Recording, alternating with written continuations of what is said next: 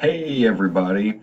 So even though our course begins in an 1800 and it works its way up to the present, I do want to provide some background on what was happening in East Asia before 1800. So today is just an introduction into some background information that will be really helpful if you understand this for our course. So we're going to look at some traditions in East Asia that sort of are commonalities among all these different countries we're looking at. We're also going to talk about when Western countries arrived in East Asia and began trading and bringing their own religious beliefs. So we're going to talk about those things today.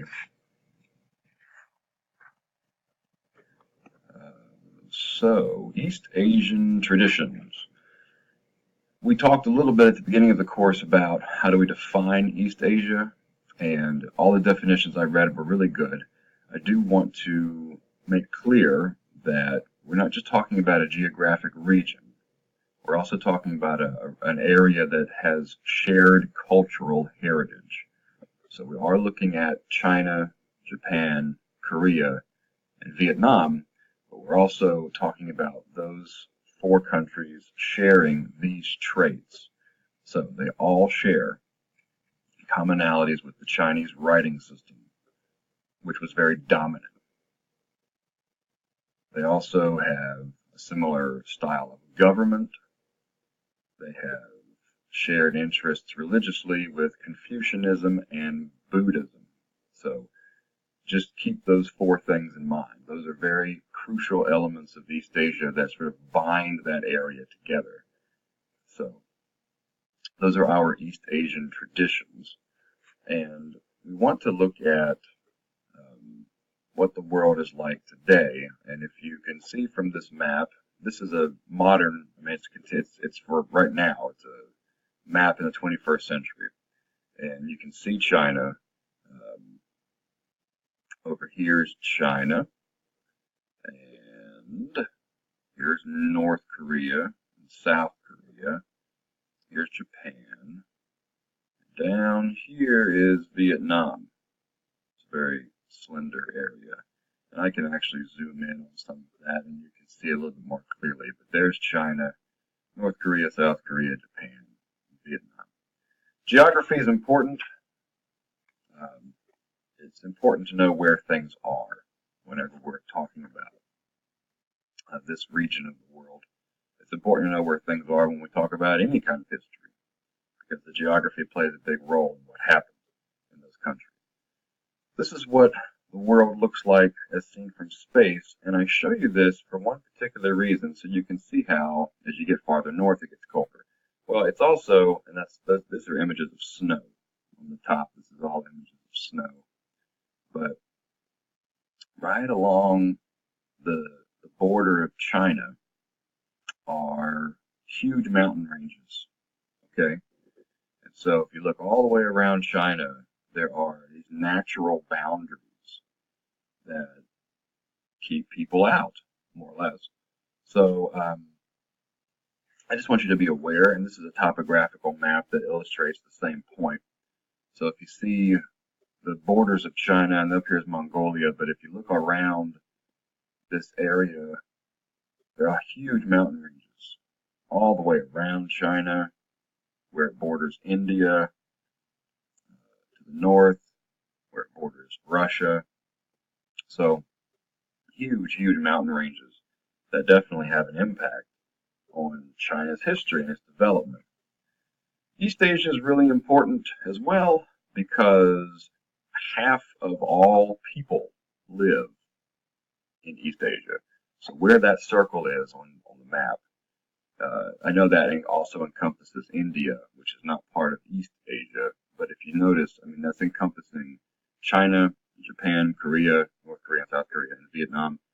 I mean, that's where half of all the people in the world live, right there in that circle, which I think is pretty impressive. The Chinese writing system. So let's talk about this a little bit.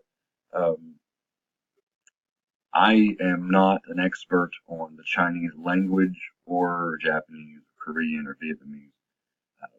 but there are similarities in those languages. The Chinese writing system was very dominant, and these are just a sample of writings that I found online.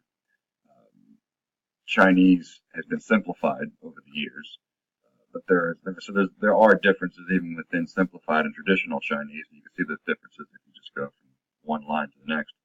But if you notice with Japanese, some of the characters look very similar.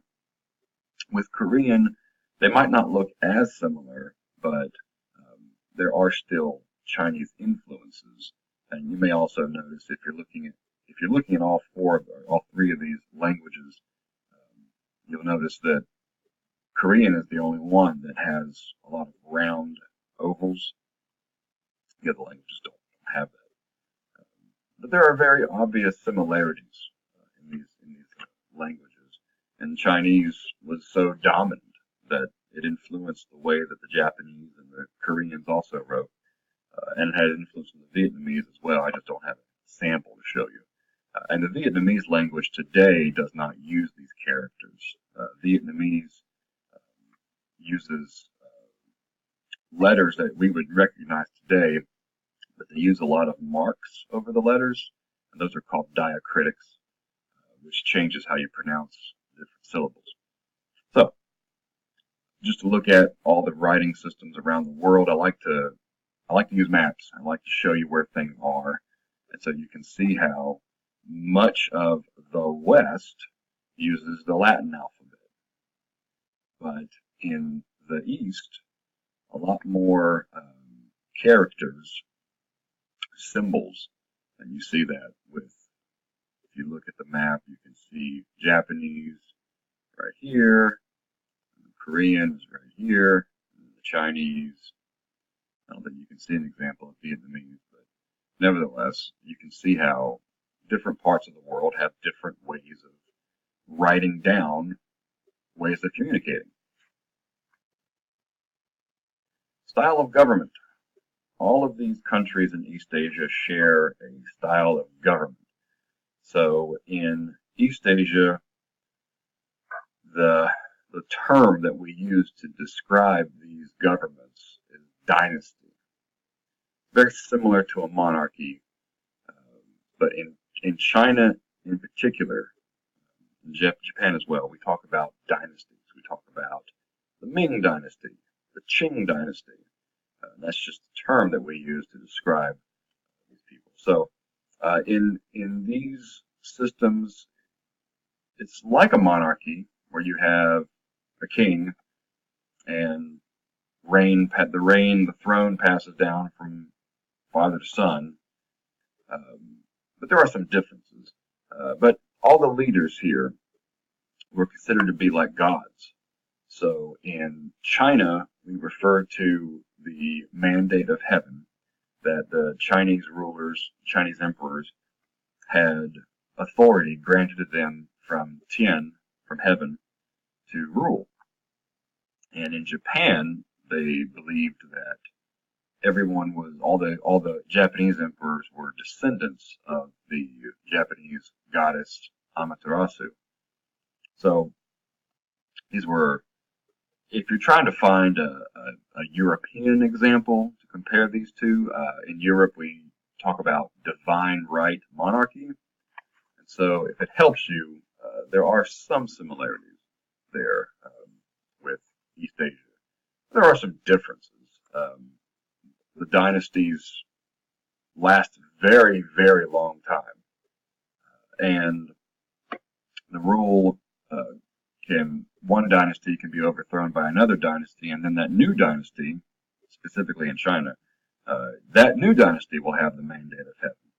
So you can see this in this chart, and you don't need to memorize all the dates of when these dynasties began and ended, but you can see in China the Ming dynasty lasted for almost 300 years, and then the Qing dynasty for another almost 300 years, which is a very long time for anyone to be in power, for any group, family to be in power.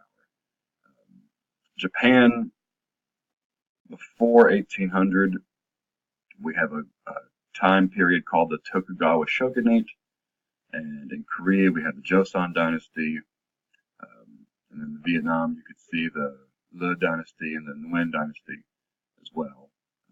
But once we get closer to the modern era, those dynasties are gone, and these countries form governments that are more Western. They look more Western. Here's a picture of the Great Wall of China, which really flourished. The building of that wall really flourished during the Ming Dynasty, and then the Ming Dynasty is known for the blue vases, the porcelain chinaware.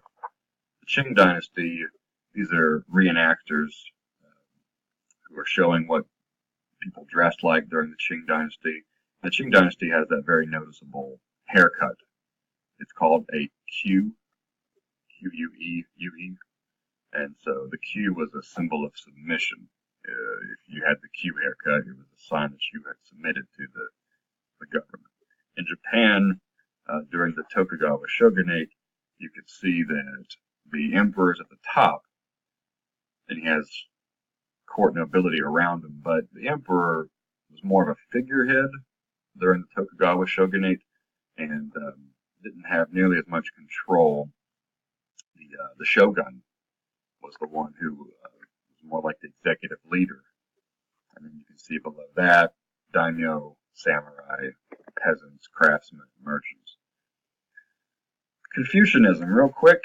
This is an image of Confucius, as I'm sure you can tell. Confucius lived in 551 to 479 BC, so he lived more than 2,000 years ago. But he's obviously credited with creating this system of ideological beliefs that we know of as Confucianism. So you can see that it's a humanistic ideology, and there are a lot of facets to it, but I just want to emphasize a few points. It emphasizes unity between oneself and Tian, which is heaven. And then it also focuses on ethics, and ethics include things like benevolence, justice, knowledge, integrity, loyalty, filial piety, which is reverence for your family, your father especially, and then rituals and things like that. And also talks about relationships, and there are 5 key relationships in Confucianism: ruler to subject, parent to child, husband to wife, older brother to younger brother, and then friend to friend. You might notice that those first 4 relationships are more hierarchical. There's someone at the top and someone below them. In the traditional way of viewing Confucian ideology, the ruler is above the subject, the parent is above the child, the husband is above the wife, the older brother is above the younger brother. Only the last one, friend to friend, has any kind of semblance of equality as we would view it. So Confucianism is not an egalitarian ideology. It was never intended to be. You also have Buddhism that was heavily influential in East Asia. This is a famous statue, a Buddhist statue in Japan. And you can see a map of the world shows where the majority of Buddhist people live. There are some in the United States. You can see that they're a very light shade of pink, but the darker shades of pink are in East Asia, and especially Southeast Asia. You see that in China, South Korea, Japan, Vietnam. It's important to note that throughout East Asia, in particular, the yellow areas practice this particular strain of Buddhism called Mahayana Buddhism, which is different than other strains of Buddhism. We're not going to talk about all the differences. We're not a religious class, but you can just be aware of that. And then it's interesting to note that atheism is on the rise in East Asia today. If you compare the area's religious heritage to where it is now, more people in China and Japan identify as being atheist than they do anything else, which I think is interesting. So the West arrives, and we're going to talk more about the West arriving here in just a moment.